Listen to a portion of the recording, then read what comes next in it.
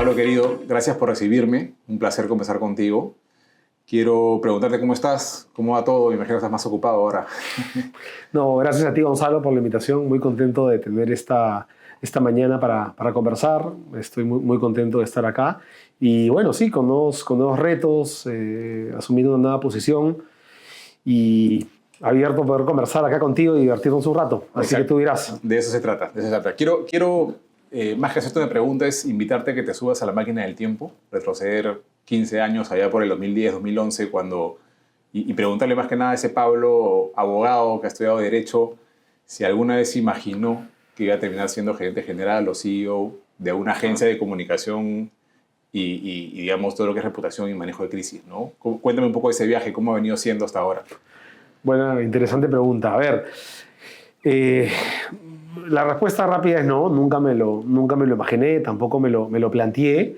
Yo estudié Derecho en la Universidad de Lima, empecé a trabajar en un estudio de abogados en el 2008, que fueron mis primeras prácticas, y bueno, yo me divertía, me gustaba la vida de estudio, pero siempre me llamó la atención las comunicaciones, siempre era algo que desde chico me llamaba la atención. Mi padre trabajó muchos años en televisión antes de dedicarse a las relaciones públicas y eso dio en mí algunas señales de que, bueno, me parecía interesante lo que hacía, el tema de las noticias, el tema de la actualidad, el tema de la coyuntura, el tema de los problemas que vivimos en nuestros países.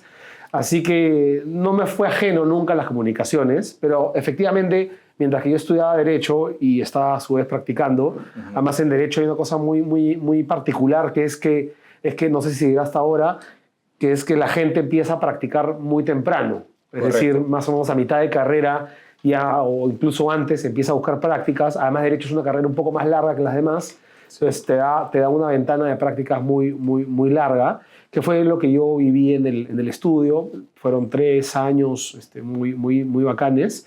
Pero un buen día mi papá me dice si quiero probar en Métrica. Él acababa de asociarse a Métrica, a sus ex socios, y abrir la unidad de relaciones públicas, perdón. Métrica solo existía como consultoría en marketing. Correcto. Y él llega en el 2011 a abrir comunicación, relaciones públicas. Y bueno, siente que el mercado va creciendo, se consolidan los clientes y necesita gente de confianza. Y yo ya estaba por acabar la universidad y me plantea irme a trabajar con él y a ver si me gusta, me quedaba, o también si obviamente lo hacía bien. Pero si no me gustaba, pues tenía la posibilidad siempre de regresar al mundo del derecho. ¿Pero te gustaba tu carrera? O sea, ¿te gustaba Derecho? Sí, me gustaba. Hasta el día de hoy me gustan las leyes. Además, yo siento, sobre todo, ya hablaremos de crisis, creo que el tema de haber estudiado Derecho me ayuda en el tema reputacional, en el tema de prevención. Te da una visión interesante. Creo que volvería a estudiar Derecho. Ya. Volvería acá, en confidencia, volvería a estudiar Derecho si supiese que me hubiese dedicado a esto. Si hubiese sabido igual, ¿no? Me parece que es un buen complemento, porque además luego hice una maestría en comunicaciones, o sea, creo eso que eso me ayudó. Luego hiciste complementar. Complementé con una maestría unos años después. Pero bueno, la cosa es que dejó el derecho, digamos, del ejercicio en un estudio, que igual era digamos, prácticas, pero yo lo sentía muy serio porque ya estaba por acabar la universidad y éramos 10 practicantes para probablemente 2, 3 cupos para ascender a abogado junior. No recuerdo exactamente cómo se llamaba en ese momento. Pero bueno, la cosa es que llego a Métrica cuando Métrica Comunicación recién se funda. En un comienzo, bueno, mi padre tenía otros 3 socios. No todos estaban de acuerdo con mi incorporación. Esa es la realidad. No me digas. Sí, hubo un empate en el directorio, 2-2. Pero me dieron el beneficio de la duda por 6 meses. Okay. Y así arranqué. Un periodo de prueba. Un periodo de prueba de 6 meses. Y bueno, y creo que lo hizo relativamente bien y me quedé y ahí empecé a crecer como ejecutivo de cuentas y ahí fui creciendo poco a poco. 15 años. 15 años que estás por acá. Sí, en enero cumplo 15 años. Has estado por todas las áreas, me imagino. Sí, viendo un poco de todo, aprendiendo además un poco de todo, porque al ser una consultora relativamente pequeña, uno tiene que saber un poco de finanzas, un poco de de los contratos, un poco de cómo facturar, el tema comercial. Entonces, eso es lo que más me gusta, además, porque ves clientes también de todo tipo, ¿no? De todo tipo de industrias. Pero digamos, ese fue el inicio de mi experiencia en Métrica. Y bueno, y a partir de ese momento fui un poco tomando cada vez más protagonismo y liderazgo en algunas cuentas que me ayudaron mucho a seguir creciendo, ¿no? ¿Cómo fue ese momento en que tu papá, y me estoy adelantando un poco, pero que te planteó la alternativa digamos, de sucesión, de agarrar las riendas de Métrica? ¿Cómo te agarró en ese momento a ti? Que no ha sido hace mucho, imagino que ha sido hace el año pasado. Sí, no ha sido hace mucho. Ahora, voy a poner un poco digamos, de retrospectiva al tema. Ajá. Yo me voy de maestría a Estados Unidos en el 2016. Okay. Porque sí sentí yo ya estaba, digamos, en una escala importante dentro de la compañía, porque ya tenía mis 4 o 5 años, entonces ya más o menos conocía. ¿Estás como director de cuentas, creo, en ese momento? No recuerdo si como supervisor o director, pero probablemente como director de cuentas me haya ido, sí. Yeah. Yo creo que me fui como director de cuentas, porque también se dio la oportunidad a la interna de que se fue un director, y en ese negocio, que además es un negocio pequeño, no solamente, y eso un poco siempre lo conversamos con los chicos, hay que ser bueno, sino también hay que encontrar la oportunidad, el momento. Correcto. Y bueno, se dio la oportunidad, crecí director, me fui de maestría a Boston. En Boston estuve casi un año, 2 meses, año 3 meses, que duró la maestría, una maestría en comunicación corporativa y social media. Y de ahí me voy a hacer un trabajo, unas prácticas que te da la visa norteamericana para poder trabajar en Estados Unidos. Y trabajé en Nueva York, en Manhattan, en Edelman, sí, que es la agencia número 1 del mundo. Independiente, además, familiar, yo me sentía muy... ¿Cómo lograste entrar a Edelman? Es otra historia. Porque no debe ser fácil. Bueno, yo llegué a Boston y desde el primer día que llegué, lo primero que hice fue buscar encuentros, foros, lista de contactos de todas las agencias de PR en Nueva York. Yo quería trabajar en Nueva York. Okay. Además estaba 4 horas en bus de Boston. Claro. Entonces me iba los fines de semana. Tenía amigos viviendo en Nueva York, me quedaba en su casa y aprovechaba. Y bueno, les mandaba correo, les tocaba la puerta. Me iba a los eventos, muchos eventos corporativos, charlas de PR. Y bueno, de la universidad encontrabas estos espacios. No necesariamente de la universidad. Yo ya venía investigando un poco desde Lima. Yeah. Yo conocía una revista muy importante allá que se llama PR Week. PR Week. Y bueno, y yo me fui con la idea de, aparte sus oficinas están en Nueva York. Entonces, cuando yo llegué a Boston, le escribí al editor general de la revista, al director, a decirle, bueno, que era un estudiante de Relaciones Públicas, que quería ir a visitarlo y que quería ir a uno de sus eventos más importantes del año, que son los PR Week Awards, que es donde se premian las mejores campañas de Relaciones Públicas de Estados Unidos. Participé en el evento, un evento que se hace una vez al año, una noche de gala en donde se premian a las mejores agencias. Wow. Ahí también te conectas con otras agencias, con áreas de asuntos corporativos, con área de comunicación interna. Entonces hay 1000 personas ahí conversando en un ambiente bien interesante. Y yo le había escrito previamente que iba a estar ahí y me invita a un café al día siguiente. Steve Barrett, gente me accedió y nos hicimos amigos de ese momento. Y él me dice, oye, tú tienes que conocer a Richard Edelman, al CEO, porque tiene una historia similar. Su papá fundó Edelman en Chicago en el 56 y ahora él es el CEO de Nueva York y Edelman Mundial. Te lo voy a presentar en un evento en Miami, para un evento con hispanos. Pude ir a Miami, me lo presentó. Yo también me había conectado con otras agencias, ¿no? Claro. Había estado con, había visitado Burson, había visitado Hill & Knowlton. Además, yo quería agencia. Yeah. Quería una agencia en Estados Unidos porque además la vorágine diaria es diferente y ves varias cuentas. Yo quería agencia. Visité también, en fin, visité otras. Pero bueno, me recibió Edelman, lo conocí muy rápido en Miami, me invitó a visitarlo en algún momento que coincidamos en Manhattan en sus oficinas. Yeah. Fui a sus oficinas, conversamos 2 o 3 veces, me mandó con recursos humanos, pasé un proceso y me dijeron, bueno, ¿a qué quieres postularte? Y yo le dije, a tu área más digital que tengas, que era mi idea, para cuando yo regrese a Métrica, que era abrir el área digital, que no teníamos en ese momento el área digital. Veíamos cosas muy puntuales con influencers. Porque en esa época tampoco está tan desarrollado el tema digital. Tampoco, venía ahí un boom. Y además había un tema adicional, ¿no? Que es como, que ya no pasa mucho ahora, es la agencia de relaciones públicas solo ve PR y si tú quieres digital te vas con una agencia digital. Claro. Entonces había una cosa ahí como medio ambigua, que una vez yo le pregunté a Richard, ¿cómo es esto del tema digital y cómo haces tú para cobrar y mandar una propuesta en donde ya es medio obvio que el tema digital está, pero no está? Y él me contesta algo así como, seguimos descubriéndolo todos los días. O sea, si Richard Elman me contesta eso, es porque esta industria se está descubriendo día a día sola y obviamente todos los profesionales que estamos en ella tenemos que tomar ciertos riesgos, tenemos que tratar de innovar porque definitivamente hay un mundo nuevo que está sucediendo y ahí no hablábamos de inteligencia artificial todavía, como hablamos ahora. Hablábamos, me acuerdo, del Internet de las cosas, no sé si te acuerdas. Sí, ese era el tema en ese momento. Y bueno, la cosa es que trabajé ahí un tiempo. Y tú decías, me quedo acá. Y yo dije, me quiero quedar un año. Pero sí querías regresar. Pero al final, sí, quería regresar. No, de todas maneras quería regresar al Perú. Claro.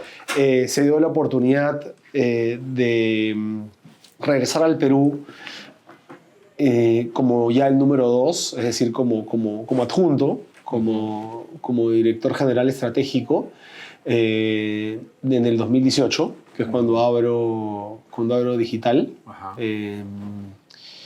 Y bueno, ahí empieza ya un poco mi rol acá como el brazo derecho de mi padre, ¿no? Y en ese momento, digamos, ya 2019, 2020, llega la pandemia fue dura, nos golpeó.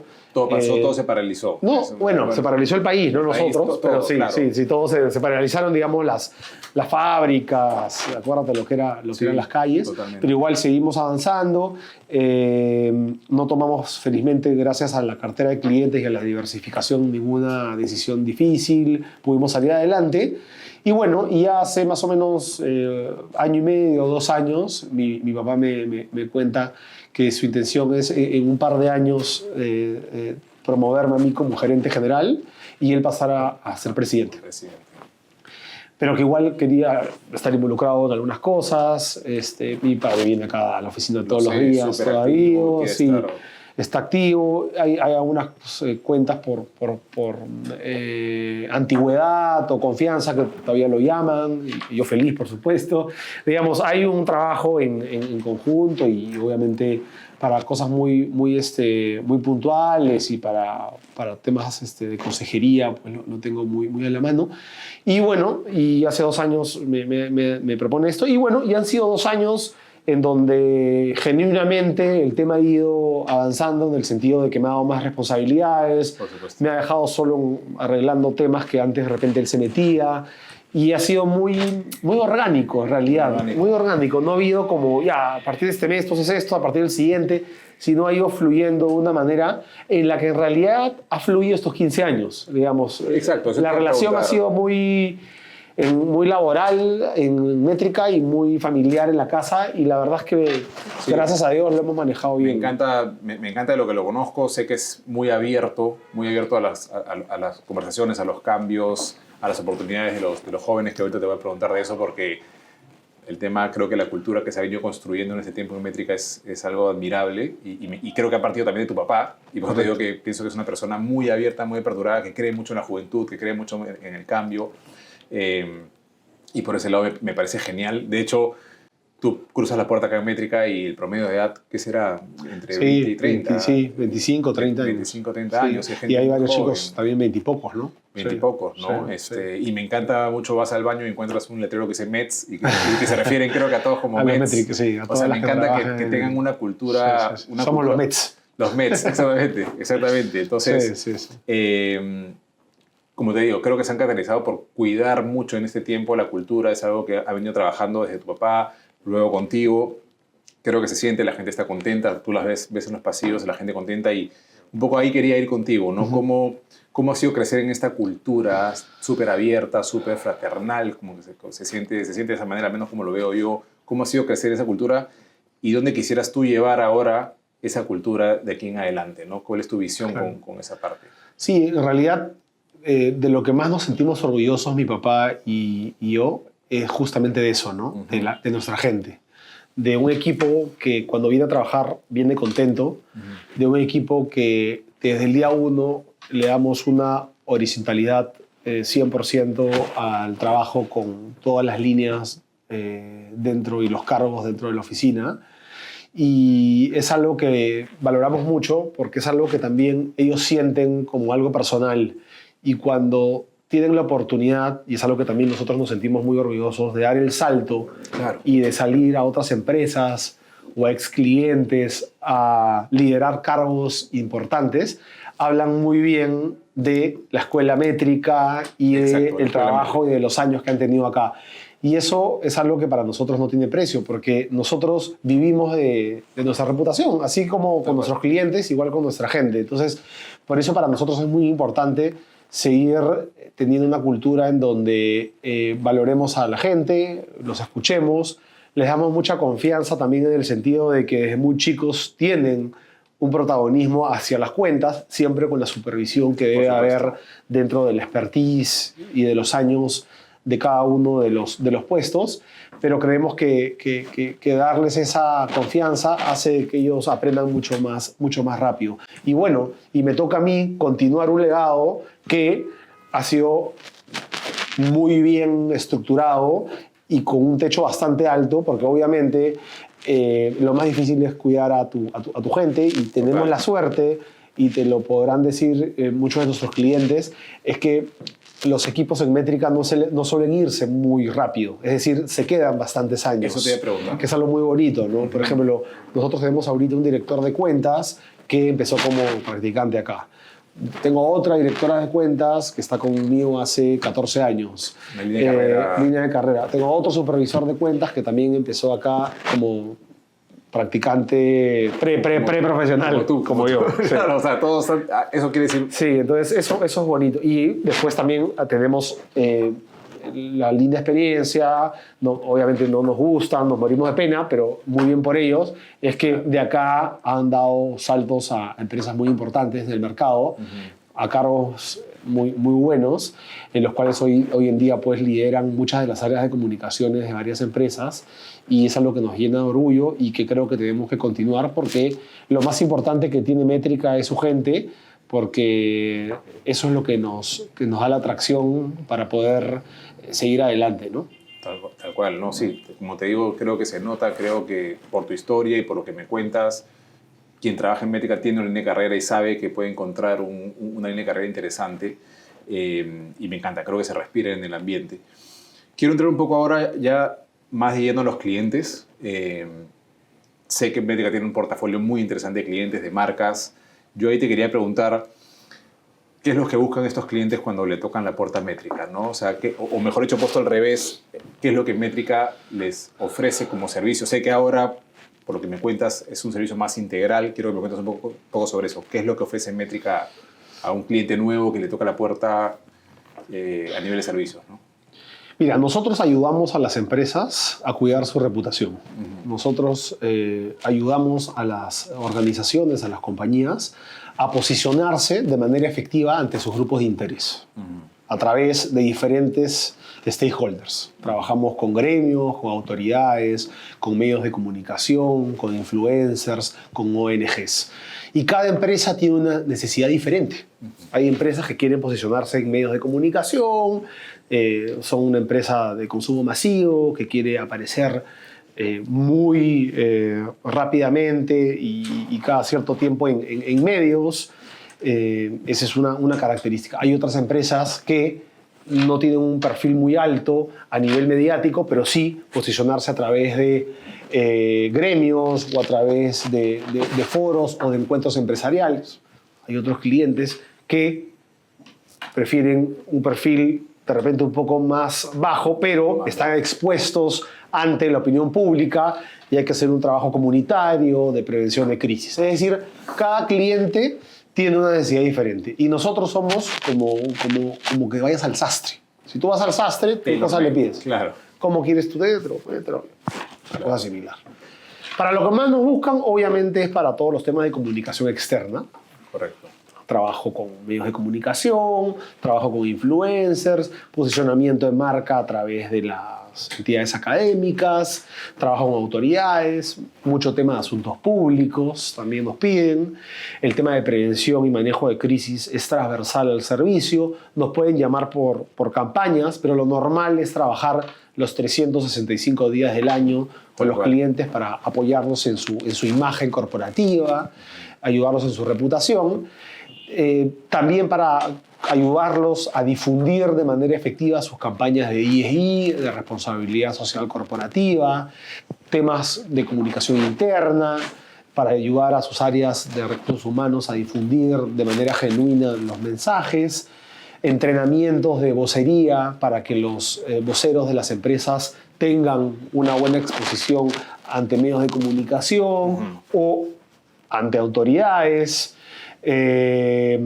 relacionamientos con líderes de opinión, en fin, es una variedad muy interesante que engloba todo lo que vendría a ser el tema de relaciones públicas. Ahora, también el tema digital está involucrado en este mundo. ¿Por qué? Porque hoy en día las empresas no solamente quieren aparecer o darse a notar de repente en algún medio tradicional o en algún foro en específico, sino también cómo conectamos esto con el espectro digital. Entonces, el área digital trabaja muy de la mano con el área, digamos, de relaciones públicas para que el cliente, dependiendo de nuevo de sus necesidades, tenga un performance correcto, genuino, creativo en los medios digitales. Y a su vez, también sus líderes, así como sus líderes y voceros trabajan su marca personal con nosotros para la parte académica, para la parte de los medios de comunicación, etc., también lo hacen a través de los medios digitales o de sus redes personales. Entonces, lo que hemos tratado de hacer en estos últimos años es de integrar ambas estructuras, ambos core de negocio, para tener un solo servicio que englobe la reputación corporativa como creo yo o creemos nosotros se debe conocer hoy en día, ¿no? Creo que ha cambiado bastante y ahí te quería preguntar, ¿ha habido un antes y después con el tema digital? O sea, que me cuentes un poco cómo era antes el tema de posicionamiento de comunicación corporativa antes de lo digital. Y creo que ahora con lo digital todo está mucho más inmediato, mucho más sensible, lo cual puede ser bueno y malo. Correcto. Puedes responder rápido con un comunicado, ¿no? ¿Cómo era antes? Bueno, nos han dado más trabajo. Claro, me imagino. Sí, cuando yo empecé, me acuerdo clarito, mi primera reunión de practicante hace 15 años, una reunión con Procter & Gamble, nunca me voy a olvidar, y el gerente general nos dijo, bueno, el plan, bueno, tal medio impreso, tal medio televisivo, esto. Claro, era distinto. Pasó un año y el mismo gerente general nos dijo, bueno, miren esto de los influencers. Está recién está empezando, pero miren lo que se viene por ahí, hace 14 años. Gracias. Y miren lo que yo hoy en día, ¿no? Más allá de entrar en detalle de qué opinamos de cada cosa, creo que es importante entender que hay un nuevo ecosistema. Hay un nuevo ecosistema muy importante todos, en donde están los medios tradicionales con sus plataformas digitales, que están creciendo mucho, el mundo de los influencers, que es un mundo aparte, en donde también cada criterio y cada forma de ver las cosas es diferente, y el mundo de las plataformas digitales de las empresas y de los líderes. Hoy en día, a diferencia de años anteriores, es bien difícil que un líder de una empresa mediana, grande, no tenga una exposición coherente en redes sociales. Número uno, porque, quiera o no, ese líder lleva la voz de la compañía hacia colaboradores, hacia potenciales colaboradores, es decir, la marca empleadora es muy importante, ante sus clientes, ante los bancos, en fin, hay una serie de stakeholders importantes que quieren saber qué posición o de qué forma el líder consigue ciertas cosas. Eso por un lado. Y por otro lado, todo el tema de prevención y manejo de crisis. Es decir, hoy en día la sensibilidad, las crisis han crecido. Antes para cuando no existía el mundo digital, cuando hay una crisis, bueno, conformamos al comité de crisis, nos vamos todos a la oficina para sentarnos en el comité. Bueno, ya llegaron, cafecito. Claro. Y en la noche cierra la redacción, ¿no? Hoy en día eso es imposible. Hoy en día, mientras estás armando el comité de crisis, ya te destruyeron las redes sociales. Claro. Entonces, necesitamos crear plataformas que nos ayuden a cuando suceda algo, estar preparados. Y una forma es que los líderes de la compañía creen comunidades que después los pueden ayudar a responder ante situaciones extremas, sean cual fuesen estas situaciones, para pedir disculpas, para aceptar un error, para explicar exactamente lo que ha sucedido, porque hoy en día vivimos en un mundo hipersensible. Y además, no solo hipersensible, sino en donde la juventud siente que las causas comunes son las que marcan ciertos paradigmas y ciertas pautas. Muchas suspicacias, ¿no? Se generan. Entonces, vivimos en épocas complicadas. Entonces, todo ese tema tiene que ver también con la gestión de la reputación y con el apoyo constante a las compañías. Claro. Sí, justo te quería entrar, porque creo que mucha gente no lo sabe, ya cuando tienes una crisis andando, ¿no? ¿Cómo es ese proceso de abordaje a una crisis, de lo que se pueda contar, evidentemente? Porque, claro, pues que tú tengas ya tu cartera de clientes aquí en Métrica, que los ayudas, los entrenas y demás, pero imagino, no sé, ahí tú me contarás si también hay clientes que, teniendo una crisis, te tocan la puerta para que los ayudes. ¿Qué te ha tocado vivir en esos ejemplos que se puedan, digamos, mencionar sin nombres y apellidos? Sí. Sí, bueno, el tema de crisis es un tema, un niño aparte, ¿no? Es un tema que es muy delicado y en donde todas las piezas que trabajas durante el año y todas las cosas que ves durante el año se juntan en un solo momento. Claro. Es donde explota todo, pero también donde sacan lo mejor y lo peor del líder, de la compañía, etc. Entonces, porque son momentos muy extremos y de mucha tensión. Ahora, contestando a tu pregunta, hay las dos cosas. El escenario ideal es enfrentar una crisis ya preparados. Es decir, antes de que ocurra la crisis, tú debes estar preparado. Es decir, debes tener un entrenamiento, debes haber conformado tu comité de crisis, debes tener un manual de crisis en donde lo conozca la plana mayor. Cada uno de los miembros del comité de crisis deben saber cuál es su accionar en caso ocurra una crisis. Los voceros deben estar entrenados cada ciertos meses. En fin, hay una parte previa. Ya cuando empiezas otro tema, pero la parte previa es esa. Sí. Te interrumpo. ¿Y cómo está el mercado ahorita? O sea, ¿cómo están las empresas? ¿Están preparadas? O sea, ¿qué encuentras tú en el mercado? La mayoría de las empresas serias, sobre todo en los últimos años más, claro, sí ven esto como algo trascendental en su trabajo. Y sí le toman el interés debido y sí están invirtiendo un poco más en la parte de preparación. Porque saben de que si no están preparados para crisis o para potenciales crisis, el negocio se les puede venir abajo. Se viene abajo, claro.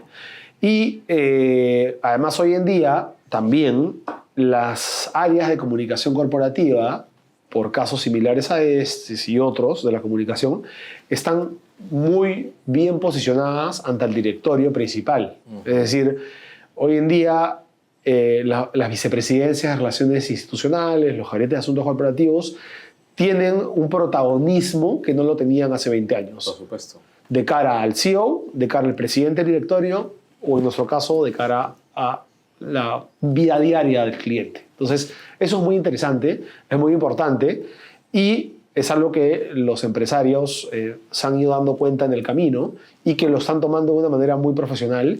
Y creo que una respuesta a ello y un argumento a eso es que están viendo la importancia de la preparación para casos de crisis. Ahora, antes que me olvide, me preguntaba sobre cómo llega a nosotros. Exacto. Lo normal es que la crisis se enfrente junto al cliente que tú conoces. Es decir, al cliente con el que trabajas todos los días, al cliente que le conoces todo, al cliente con los que tienes estatus todas las semanas, al cliente con el que te tomas el café y sabes qué cosa es lo que está haciendo, porque confían en ti y tú confías en él. Exactamente. Eso es a lo que nosotros aspiramos. Nosotros tenemos clientes que trabajan con nosotros 10, 11, 12, 13, 20 años. 20 años. Tenemos un cliente de 20 años. Entonces, ahí es diferente. Si nos tocan la puerta, depende. Depende de muchos factores. para serte sincero, no aceptamos así nomás una crisis de un eventual, a no ser de que nos convenzamos de que es algo que manejable y que le creo y transparente, en fin, y que llega por partners de nosotros, ¿me entiendes? Sí. Por ahí va la cosa un poco, pero no tampoco te voy a dar nombres, pero acá han estado sentados varias empresas a las cuales les hemos dicho que mira, Claro. qué pena, porque es un negocio, Claro. pero no podemos aceptar esta crisis porque no creemos que Hay un esto tema está bien. también de En reputación fin, de ustedes. claro, ¿No? es que nosotros vivimos de eso. Entonces, yo no pongo pues un artículo, yo no pongo un aviso publicitario en un diario para que me contraten. Mi única forma de venta es el boca a boca y lo que la gente sabe de que si trabaja con métrica, trabaja con una empresa confiable, que no trabaja con empresas que están en el ojo de la tormenta o, por decirlo, o con problemas serios. Entonces, ese tema para nosotros es clave y nos ha ayudado a conservar y a crecer en la medida de lo que podemos crecer trabajando con gente honorable, ¿no? Que es al final, creo que no hay nada como dormir tranquilo, como dice mi No, papá. 100% de acuerdo. Además, como te digo, hay un tema también de reputación de ustedes que finalmente se pueden embarcar con el proyecto de resolver esta crisis y de repente termina viendo que hay temas que no son transparentes y finalmente terminan perjudicados ustedes, Así tienen es. credibilidad y es Sí. un golpe duro igual. Sí. ¿No? Yo te quería preguntar ahí si te ha pasado o hay algún tipo de crisis que no se haya podido resolver o que no se pueda resolver o que te haya pasado de repente antes del tema digital, de repente, no lo sé, Yo no sé si la palabra es resolver. Las crisis se manejan. se manejan. Se manejan. ¿Por qué? Porque el objetivo de una crisis, el objetivo del apoyo a una crisis o de la contención es que las consecuencias sean las mínimas posibles y que afecten lo mínimo posible la reputación de la compañía. Y para ello, la única receta, o una de las únicas recetas, es decir la verdad. 100%. Es decir la verdad de lo ocurrido, actuar rápido, ser genuino, tomar acciones inmediatas. Entonces, en realidad, todas las crisis, las más extremas que hemos escuchado a nivel mediático, se pueden manejar de una u otra forma. Obviamente hay crisis con una escala de impacto mucho más alto que las otras. Cada crisis es muy diferente, además, porque muchas veces nos dicen, bueno, si pasa esto, ¿qué harías? Bueno, más o menos haría esto. Pero una cosa es decirte ahorita en una mesa y otra cosa es estar en ese momento. Porque de repente ese momento pasó algo que hizo de que lo que pasó no llega a mayores o no se recoja en los medios o nadie lo comenta en redes. Entonces, también hay mucho de eso y en los casos de crisis también hay mucho nerviosismo por parte... A eso iba. Hay un tema emocional muy Hay un fuerte. tema emocional muy fuerte que hay que manejar. El miedo se apodera de la El miedo se situación. apodera y claro, y también hay un tema de que mucha gente cree de que todos están hablando de ti. Exactamente. Porque claro, es tu día a día, es tu vida y no de repente es así. Por eso es lo importante de tener una agencia externa que un poco te explique, mira, la cosa no va por ahí, la cosa está encapsulada acá, la cosa se puede manejar de esta forma, sin embargo hay que decir qué cosa es lo que está sucediendo. Le da una mirada un Claro. poco más, creo yo, objetiva, pero a la vez sensible de la situación, ¿no? Ahora, en el camino te encuentras con trabas, te encuentras con problemas, porque cada crisis, como te repito, es muy diferente y hay muchas empresas, pues, o no muchas o algunas, que se demoran más que otras en responder por diferentes motivos o de convencerlos de que saquen ciertos o cuáles comunicados. Sí.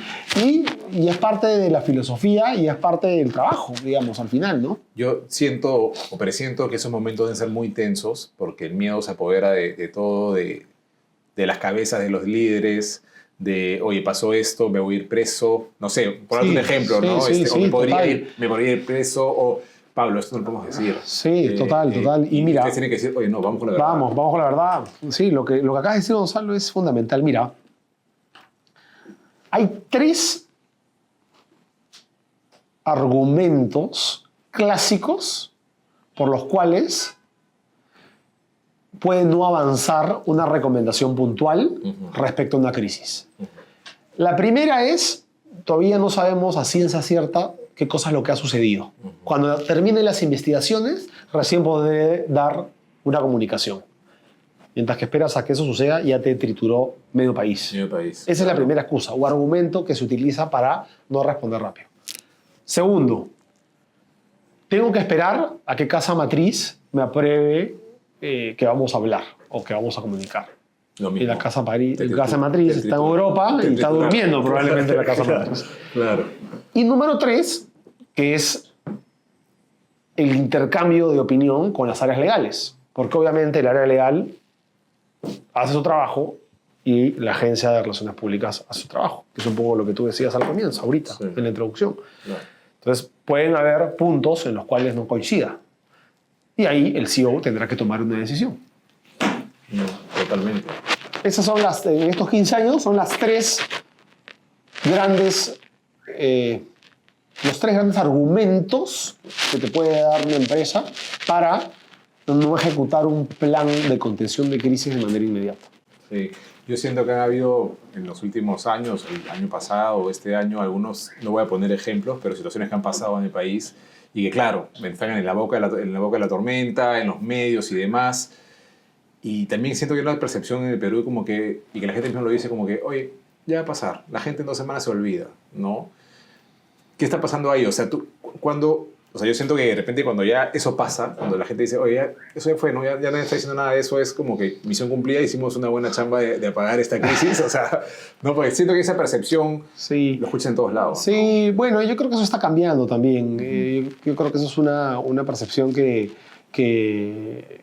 sucedía mucho en el pasado, que puede tener cierta razón hoy en día, pero cada vez más los empresarios se dan cuenta, y en general las organizaciones se dan cuenta de la importancia de cuidar su nombre, de cuidar su reputación y de actuar ante situaciones extremas, y que al final lo que cuidan es su marca, cuidan a su gente, y hay formas de poder, todos cometemos errores, todos podemos tener un problema.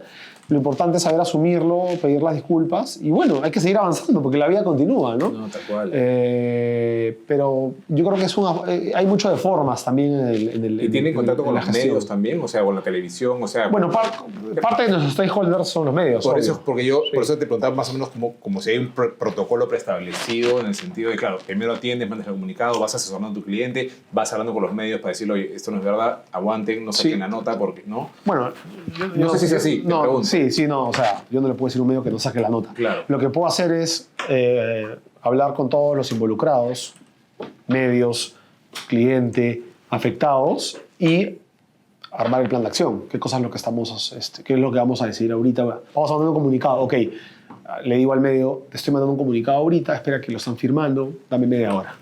Claro. El CEO va a dar una declaración. Vamos a dar una declaración. A que nosotros decimos, vayamos a este medio, no vayamos a este medio, vamos al otro. Medio con... Así es. Nosotros definimos, consensuado, ¿qué te parece? Se arma una estrategia, ¿no? Pero en toda crisis va a haber un impacto. El tema es el grado de impacto y el grado de respuesta que va a tener la empresa, ¿no? Es un trabajo mucho de ida y vuelta. En poco tiempo. En muy poco tiempo. Días, Sí, normalmente horas. las crisis hay un clímax muy intenso de poco tiempo y vuelve a bajar. Pero hay que tomar acciones rápidas y con mucha sangre fría a veces también, ¿no? Sí. Son decisiones que tienes que tomarlas Sí.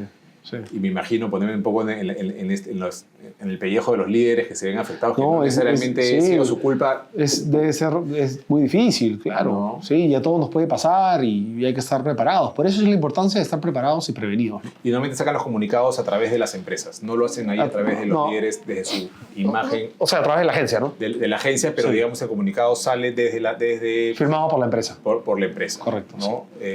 No, la recomendación es no que salgan el líder desde su marca personal. De nuevo, depende.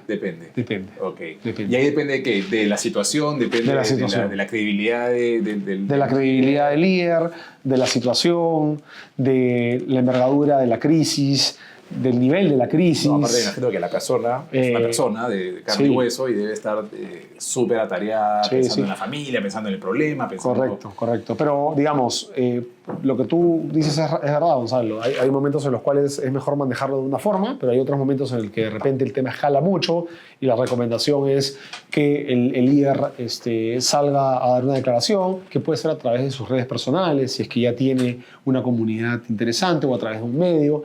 Digamos, como cada crisis es diferente, va a depender de la situación en concreto, ¿no? Pero sí. Claro. Ahí justo quería ir entrando y por eso te hacía la pregunta de si los líderes, o cómo veías tú el tema de la visibilidad de estos líderes, es un punto que conecta mucho con lo que hacemos en Vitrina Lab de manejo de marca personal. ¿Cómo estás viendo tú el mercado ahí a nivel de comunicación de los líderes? ¿Está creciendo? Sí, te diría que dentro de nuestra industria es lo que más he visto crecer después de la pandemia. Hay mucha necesidad de los líderes de exponerse, no necesariamente para exponerse a ellos personalmente, claro, sino que a partir de sus mensajes tendría una posición marcada que respalde a la empresa, la cual representa. Cada vez más se dan cuenta los líderes empresariales, y no te hablo solo de CEOs, te hablo también de la segunda línea. La segunda línea. Saben de la importancia que existe en tener su propia marca personal, en dejar huella de ciertos temas que para ellos son importantes, y ha crecido mucho en los últimos años. Ahora, el gran reto es identificar, porque hay mucha tudorización también de la información, y creo que el gran reto es identificar cuáles van a ser mis temas, cómo lo voy a decir, cómo voy a conectar con mi audiencia, porque obviamente, y estoy seguro que para los próximos años será aún más retador. Cada vez hay más contenido en redes sociales sobre temas de líderes, y creo que ese va a ser el gran reto del futuro. Pero definitivamente es una industria que está creciendo mucho, la cual creo que es muy positiva y muy retadora también, ¿no? Como decía, creo que se vienen años muy, muy interesantes en ese sentido. Sin duda, yo también creo lo mismo. Y pienso que, porque hoy en día, claro, ellos hablan, o sea, digamos, se genera una confianza a través de la visibilidad, la reputación, de la relevancia y la confianza que transmite el líder. Creo que ya ahora cuando hablan las marcas, no es lo mismo que te hable un líder y que este líder vaya generando este posicionamiento a lo largo del tiempo, ¿no? Total. Además, la gente prefiere conectarse con personas que con empresas. Tal cual. Entonces, si tú entras a una red social profesional como LinkedIn, tú puedes ver la diferencia que hay entre un comentario y un like para un post corporativo de una empresa que un post de un líder que trata de conectar contigo. Yo creo que la gente hoy en día busca más personajes a seguir, líderes que inspiran. Yo, por ejemplo, tengo la suerte de ser profesor de un curso de reputación en la Universidad de Lima. Tengo 43 alumnos por ciclo, y algo que me preguntan mucho o me hablan mucho es: profe, ¿a quién puedo seguir en LinkedIn? ¿Quién crees que le guste los temas de sostenibilidad que pueda seguir? Hay mucho de eso, y son chicos de 21, 22 años que están próximos a entrar al mundo laboral. Entonces ven mucho. ¿Cómo están las mucha nuevas generaciones ahí? Y qué bueno que me hablas del tema del curso, que también te voy a preguntar en algún momento de la charla. En la Universidad de Lima es curso de comunicación corporativa. Sí, es un electivo de octavo ciclo. ¿Cómo ves a las nuevas generaciones? ¿Cómo están caminando de cara a asumir ya puestos? Bueno, una generación muy diferente a nuestra época. Una generación donde valoran mucho cuál es la misión de las compañías donde van a trabajar. Mucho valor por la parte emocional, mucho valor por la parte del liderazgo en las empresas donde van a conectarse, muchas ganas también de hacer varias cosas a la vez, mucho emprendedor. Eso te iba a preguntar, ¿sientes que el tema se va un poco más por el lado del emprendimiento? Mira, cuando yo estudié Derecho y tenía su edad, todos hablábamos en qué estudio íbamos a trabajar y en qué empresa íbamos a trabajar, y aquí ya le mandaste tu CV. Ahora escucho otro tipo de conversaciones, que claro, hay un grupo que habla de eso, pero hay mucho. Mientras que hago esto, voy haciendo esto y voy creando esto y se me ocurre esta idea. O sea, que me parece fantástica porque ayuda también a aumentar la creatividad de los chicos. Y bueno, y son chicos pues que yo me pongo a pensar, ¿no? Son chicos que han hecho primero y segundo año de universidad en pandemia. Exactamente. O sea, fue duro. Fue duro. Y ellos van a entrar a la vida laboral en un año, ya como profesionales. Entonces, hay un reto también para los empresarios, ¿no? Sí, interesante. Te hacía esa pregunta porque en conversaciones con amigos y demás, siempre ha tocado el tema de que las nuevas generaciones se están inclinando más por el emprendimiento, por no tener un líder, un jefe encima, son quizás generaciones más sensibles a no tener la presión laboral de la estructura vertical. Sí, yo creo que lo ven de otra forma. Yo creo que más que un jefe que los jefee, lo que están buscando son jefes que los inspiren y que que hagan cosas que a ellos los llene. Eso por un lado. Y por el otro, efectivamente, y eso sí es verdad, es que también hay una necesidad de ellos mismos o el sueño de ellos mismos de sus propios jefes. Claro. Eso lo escucho mucho, ¿no? Bueno, veremos cómo va. Ahí nos dirás cómo van saliendo esas nuevas generaciones. Sí. Y hablando justamente de generaciones, y también tiene que ver un poco con tu historia, es el tema de la sucesión generacional, sobre todo en una empresa familiar o las empresas familiares. Lo veo mucho, tengo clientes que ahora son pues los nuevos gerentes generales o los nuevos líderes de las empresas. Y por un lado siento que hay una brecha generacional entre nuestros padres y sus padres, o sea, nuestros abuelos, y hoy en día nuestros padres y nosotros, y ni hablar de nuestros hijos que ya van a nacer con un sexto dedo, un chip acá, ¿no? Entonces, justamente quería preguntarte un poquito, ¿cómo ves ahí, cómo crees que van a afrontar, o sea, cómo es heredar una empresa familiar hoy en día, teniendo en cuenta estas brechas, ¿no? O sea, en el caso de tu padre, como lo dijimos, mente abierta, siempre dispuesto a escuchar, al cambio. ¿Cómo ves tú ese panorama de estas nuevas generaciones que asumen el liderazgo de las empresas, ¿no? Bueno, creo que es un panorama en donde no podemos dejar de lado algo muy importante, que es que nosotros hemos tenido la suerte de que nos ha acompañado un país al alza, un país creciendo. Yo creo que a nuestros padres, y ni qué decir a nuestros abuelos, les tocó un país más duro, con terrorismo, con inflación, en fin, con otros problemas. Nosotros hemos tenido dentro de todo la suerte de crecer en un país con otras perspectivas. Ya sin terrorismo, ya sin ciertos factores. Con un crecimiento anual muy importante, con el tema macroeconómico manejado.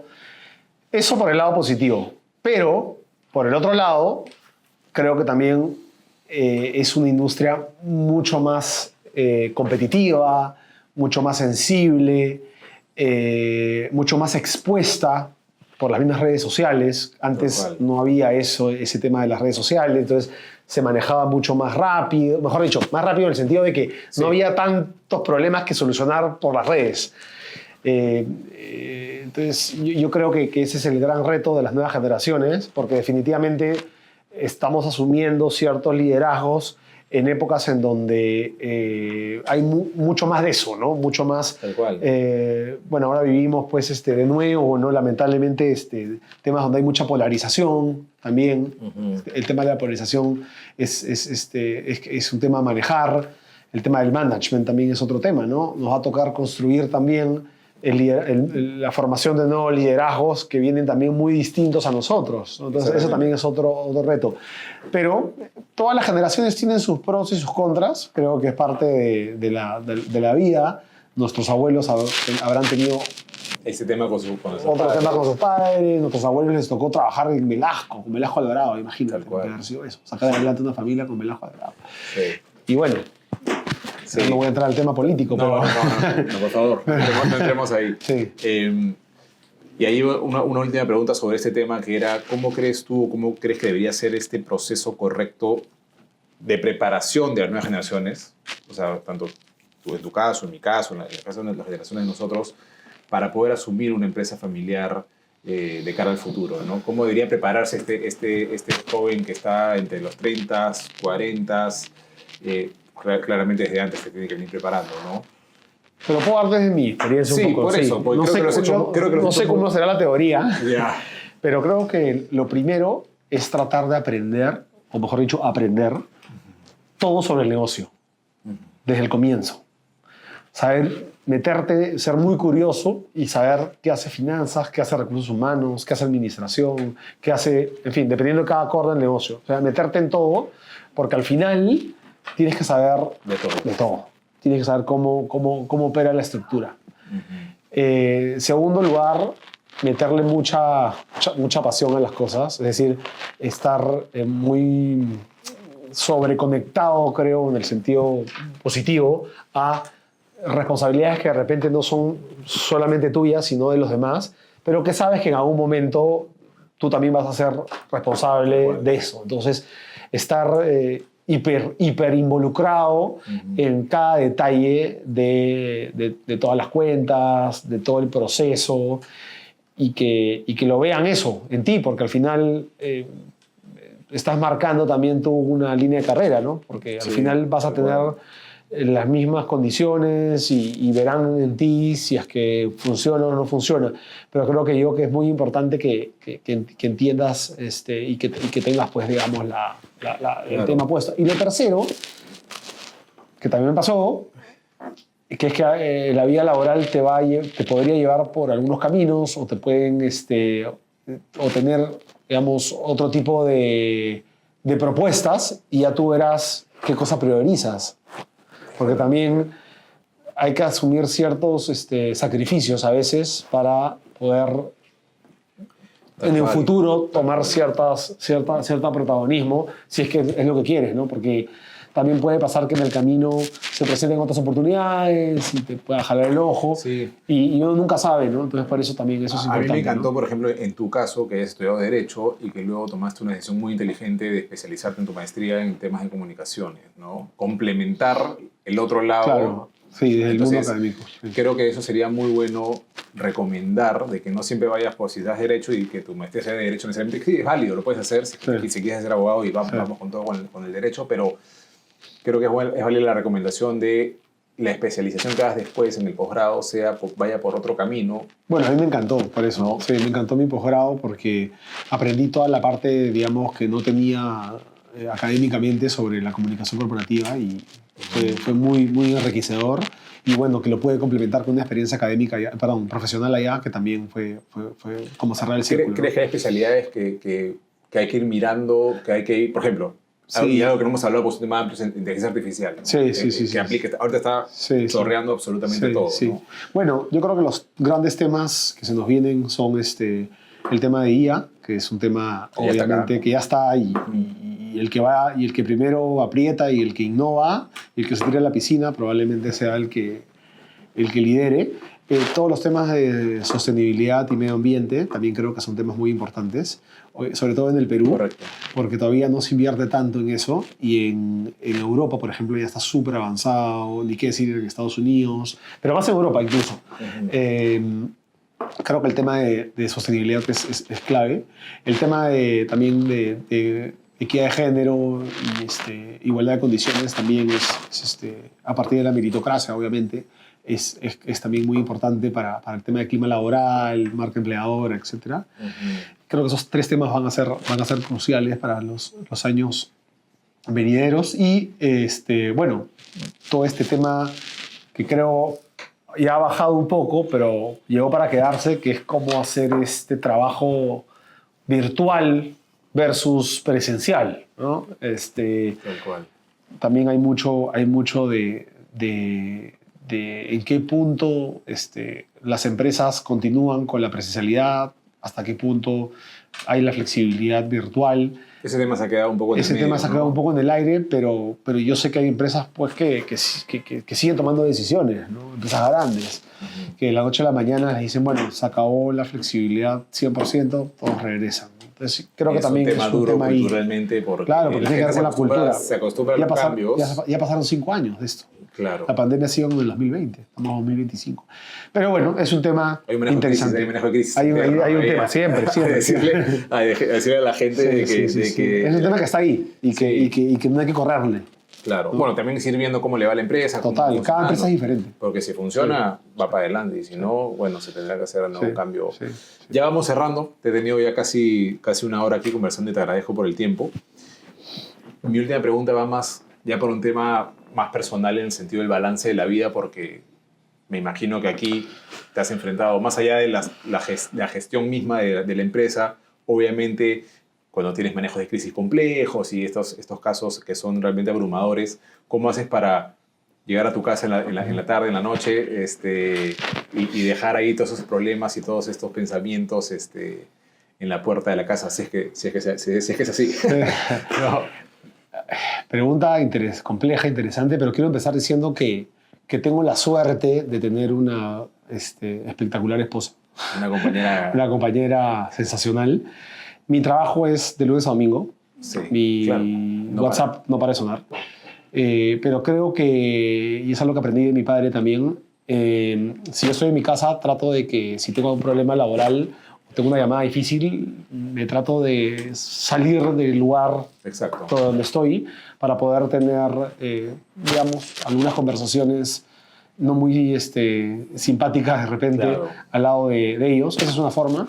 La otra es, que es algo que también más o menos uno va viendo y aprendiendo, es si hablo de trabajo, trato de hablar de las cosas positivas, de las Claro. cosas buenas, que son la mayoría, gracias a Dios. Y bueno, pero también el hecho de que mi familia es consciente de que puedo estar conectado en cualquier momento del día, sea fin de semana, día de semana, dependiendo de la situación.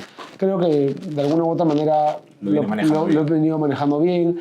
La verdad es que en la oficina somos muy flexibles con el equipo, valoramos mucho si tienen un tema familiar, durante la semana no hay ningún problema, porque además yo sé que si hay un problema en otro momento, fuera del horario laboral, van a estar ahí. Es decir, la vida de agencia es así y total confianza con el equipo porque cada equipo también, todos tienen su propia vida también, ¿no? Creo que es importante. Pero gracias a Dios lo he podido manejar de una manera que creo yo ha sido Viene funcionando bien. funcionando Al menos no hay bien. quejas. Al menos no hay quejas. Y tratando de siempre, yo creo que de diferenciar las cosas, ¿no? Y bueno, si tienes algún problema en el trabajo, inevitablemente va a salir en la casa, pero con mucha prudencia y mucho criterio, ¿no? Y mucho sentido común. Igual. Bueno, Pablo, te agradezco muchísimo por esta charla. Esta conversación la quería tener hace mucho tiempo. Te agradezco por la invitación. Estaba muy cómodo. Te deseo muchísima suerte. Igual. Creo que la vas a romper. Creo que todo este tiempo que has trabajado aquí no es en vano. Creo que has sacado lo mejor de todos, de tu padre, de los socios, del equipo, de la cultura. Así que nada, te deseo lo mejor, que te vaya muy bien y espero poder charlar contigo nuevamente. Igual contigo. Todos los éxitos en tus proyectos. Gracias. Abrazo. Gracias por la charla.